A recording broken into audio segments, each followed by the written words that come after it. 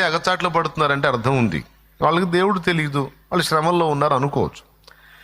అదే సర్వశక్తి గల దేవుడని పాటలు పాడతారు, రోషం గల దేవుడని భజన చేస్తారు, మోకాళ్ళుని ప్రార్థన చేస్తే ఏదైనా చేస్తాడని గొప్పగా చెప్తారు ఆయన గురించి.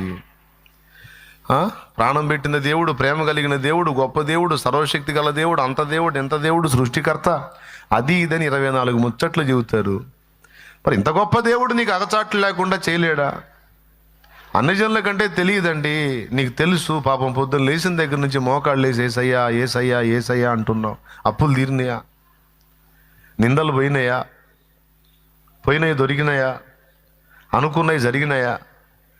అనుకున్నది ఒకటి, 5 ఇంకొకటి అవుతుంది. ఏదో అనుకుంటే ఏదో జరుగుతుంది, ఏదో అనుకుంటే ఏదో మారిపోతుంది.